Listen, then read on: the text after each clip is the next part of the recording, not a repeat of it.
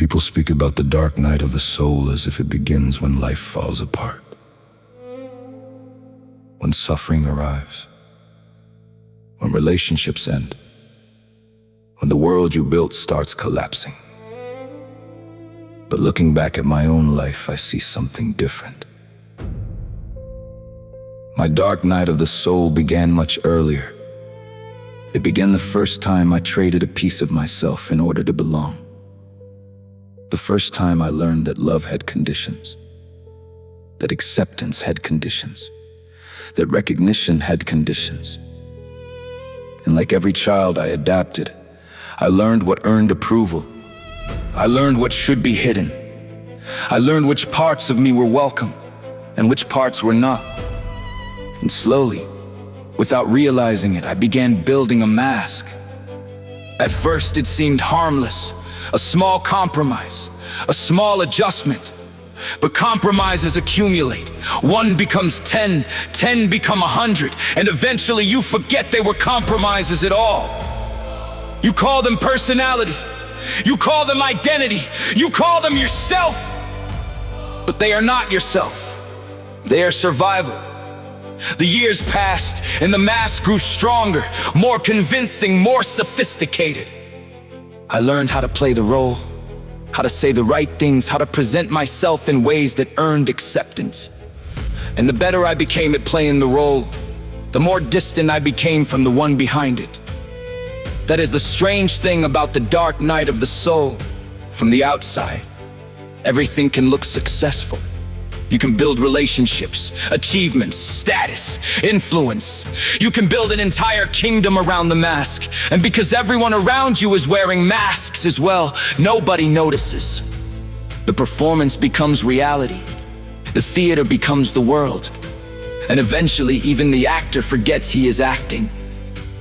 That is the dark night of the soul. Not a moment, not an event, a condition, a long exile from your own being. For me, it became a search for recognition, meaning, importance. I wanted to build something that would finally prove my worth. I wanted a kingdom that could silence the feeling that something was missing. So I worked, I struggled, I built, I chased, I achieved, and every victory brought satisfaction. But only briefly, because the hunger always returned. The kingdom continued to grow. But the king remained restless. And eventually, I began noticing something disturbing. The person succeeding in the world was not the same person I met in silence. One was performing, the other was watching. One wanted approval, the other wanted truth. One wanted to become somebody, the other wanted to remember. And the tension between them grew stronger every year. The mask that once felt useful became heavy. The role that once felt empowering became exhausting. And what frightened me most was this: I could no longer remove it. The mask had fused with my face. I no longer knew where the performance ended, and I began. That is the real suffering. Not pain, not failure, not loss. Forgetting who you are beneath everything you learned to become. Forgetting the face beneath the mask. Forgetting the one who existed before the world told you who you were. And because you have forgotten, you continue building, you continue chasing, you continue adding more layers, believing the answer is somewhere ahead, believing the next achievement will finally complete you. But it never does. Because the problem was never what you lacked. The problem was what you lost.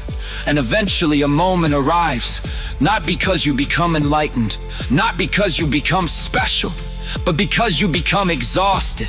Exhausted from pretending, exhausted from performing, exhausted from carrying a life that no longer feels like your own. And something inside you begins to whisper, enough. Enough pretending, enough becoming, enough hiding. At first the voice is quiet, almost impossible to hear. But once you hear it, you cannot unhear it, because it is not calling you forward. It is calling you back. back to everything you abandoned, back to everything you buried, back to everything you sacrificed in order to belong. And this is where awakening begins, not with answers, with honesty. The honesty to admit that the mask exists. The honesty to admit that the kingdom was built upon a misunderstanding. The honesty to admit that the person you became is not the entirety of who you are. And then the descent begins into the unconscious, into memory, into shadow. You begin reclaiming what was abandoned, what was rejected, what never fit inside the role. Slowly, you remember not who you wanted to become, but who you were before the performance began. Perhaps that is why the dark night of the soul exists. Not to punish us, not to break us, but to make the mask too heavy to carry, to force us to seek the face beneath it. Because awakening is not becoming someone new. It is remembering someone ancient, the one who was there before the first compromise, before the first mask, before the world told you who you were. And when you finally remember, the journey home begins.